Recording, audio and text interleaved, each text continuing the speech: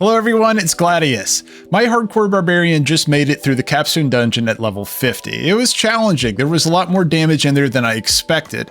Now in this video here, I'm going to go over a fail-proof strategy to get your character prepared completely to go before going in and get through there in one piece. If you complete all the steps and the checklist at the end of the video, then your character will not die in the Capstone Dungeon. Let's get into it. Starting off first, we're going to be level 45 about the time that we're going to be looking to go towards this dungeon. And we don't want to go in though until we are 50. Monsters do get a damage bonus based on how many levels they are above us. And all those monsters are going to be level 50 inside the dungeon. This is a recipe for disaster if we try to go in there at level 45. I know some players go like the challenge of heading on in there, but I am playing on hardcore. If you are too, I could not recommend more to just wait to go in until you match the level of the monsters. The bosses do have a shocking amount of damage on some of their moves, and you don't want to be caught in it. So what can you do to increase your level right before that? Let's get into it. First, let's talk about the Tree of Whispers, because you could actually target farm specific slots with this, and then also get tons of loot through this system. First thing of which, you're going to get to see the Tree of Whispers as the final quest you get after the campaign finishes. This is basically where you can complete Grim Favors to fill up a progress bar, and Grim Favors are the value system that are going to increase your progress in the progress bar. You just want to be able to complete 10 Grim Favors to be able to get your reward. So right here, the Fetid Mausoleum here is going to give me 5 Grim Favors. The Grim Favors rewarded for the individual tasks are based on the difficulty of the task you're completing. For example, if you're doing one of the dungeons, it'll give you 5 Grim Favors. If you're doing a cellar, for example, you'll get awarded 1 Grim Favor. And then there's a couple that fall within that spectrum. Just make sure that if your goal is to get Grim Favors, you are completing the highlighted objectives on the map. They're going to have a red ring around the objective, and it'll be very obvious that it's a contributor to the Grim Favor progress bar. There are still going to be events and dungeons and everything that are not going to contribute. This is kind of like a bounty system where it will pick select events that will contribute, and they rotate on an hourly basis. So just keep an eye out on that and make sure if you are trying to farm this out again and again. And just to make it clear, this is a repeatable thing. You can fill up this progress bar as many times as you want. You just need 10 Grim Favors each time. My personal advice, I feel like it's worth it just to do the dungeon runs when they're available. With each one rewarding 5 Grim Favors, you just have to do 2 dungeons and you complete the Grim Favors and you just head on back over.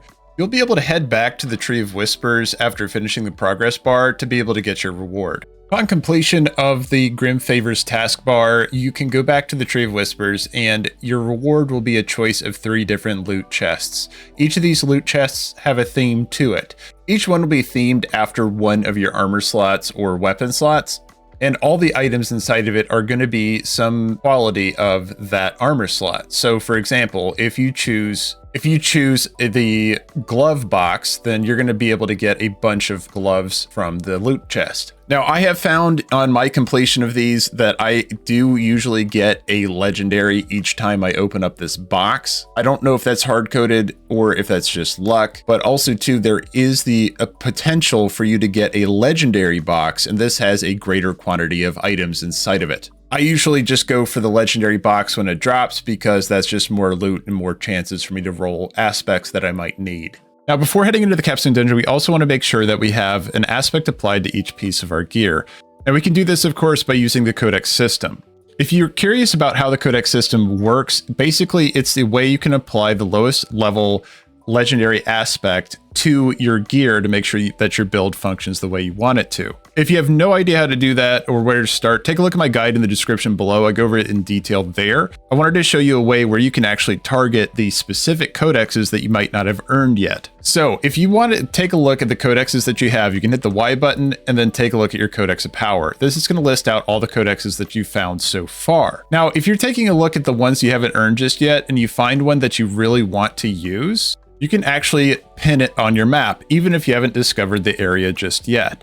And you can see that it'll actually pin the location of the dungeon on my map. Even if, like in this character's case, it is in an undiscovered area, you still will get the map pin exactly where the dungeon is. It's super handy for finding whatever you need. Ideally, when we walk into the level 50 Capstone Dungeon, we want to have a codex on each piece of our gear so that we can go into the max power possible. Now, beyond just trying to get loot from the Tree of Whispers, Another thing that's great to focus on while you're waiting to level your character up into the World Tier 3 content is to focus on getting your Renown finished.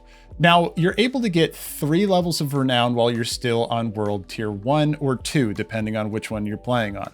And then the final 2 of the Renown track are going to unlock after you get to World Tier 3. The character you're playing is awarded the top bonus listed under the Renown level, and the bottom level reward is applied to all characters you make in the future.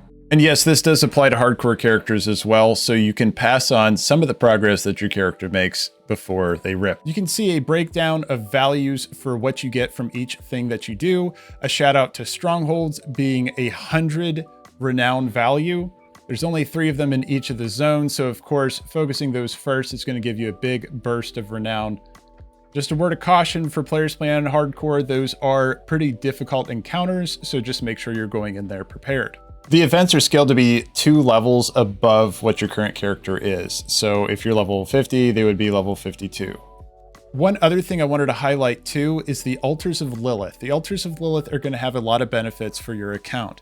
Not only is this going to contribute to the Renown value, so it's going to move that progress bar up for the Renown, but also each Altar of Lilith that you interact with is going to give you some amount of stats. I'll link this tool in the description box below. This is going to show you all the locations of each of the Altars of Lilith. It's also going to show you which ones are going to give you an even greater reward of a Paragon point, but you will get these once you level up to level 55 and the Paragon board opens for you. This interactive map is going to highlight them all for you, so you're able just to go ahead and knock them off one at a time. Just a quick note on consumables. First of all, of course, make sure your healing potion is all the way upgraded. If you see an arrow next to your healing potion, you need to head on over to the alchemist and upgrade your healing potion right away. If you don't know how to do that, go ahead and head on into the description. I have a guide for you on that. And also, players who are playing on hardcore, you should probably go ahead and use your deathless potion at this point. This is going to give you an immunity of death once you reach 0 health points for 2 seconds. And this will give you enough this will buy you enough time to just hit your healing potion before you expire. So a really important tip here is you can put your consumables on your emote wheel here. If you press E and go down to customize, you can go to consumables and then just drag that consumable down to your emote wheel. There's one empty slot that's on it, but you can put these on, you can replace any of these with your consumables. And you can really customize it the exact way you want. I highly suggest putting the scroll of escape on this wheel somewhere so that you can use it right away. For those who don't know, scroll of escape will remove you from danger immediately by taking you back to a safe zone immediately upon use. No channeling required like normally with your warps or portaling back. You just get to use it. Now, this is a hardcore exclusive tip though. If you're not on hardcore, you actually won't see one of these. And also if you're under level 20, you won't see one of these either. All right, time for the checklist. So we're gonna make sure that before we head into that Capstone Dungeon, we are at least level 50. We have a codex applied to each piece of gear that we have. Double check your build guide if you're following a build guide and make sure you have at least the defensive codexes applied to your gear. Keep in mind some of the aspects you won't be able to find in a codex. You'll have to find it on a piece of gear or a legendary. I wouldn't stress too much about trying to find that before heading to the Capstone Dungeon. Just make sure all of your gear is up to date with the codexes that you can get. And of course, use the Tree of Whispers. Doing that again and again is going to help you get higher level item level gear, which is going to have higher defensive stats like armor. So we want to make sure that we take advantage of that and get all of the highest item level that we can get before going in. Of course, the consumables are really, really important, especially for hardcore players. You want to go ahead and use that deathless potion at this point if you're choosing to use the deathless potion. On my hardcore run, I only used it 2 different times. First, when I fought Lilith for the first time, and then when I did this Capstone Dungeon. I didn't regret it either time. Now, both times it never triggered, but I did have, there were times where my health got chunked down to 20% or below as well from one attack. So I definitely wasn't regretting having it on me.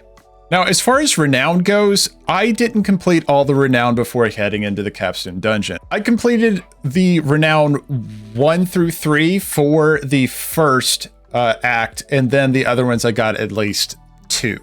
So if you wanted to skip one thing, I feel like the Renown is okay to skip. It does give you skill points, which are pretty huge, but I think it's not absolutely necessary that you do all of the Renown before heading into the Capstone Dungeon.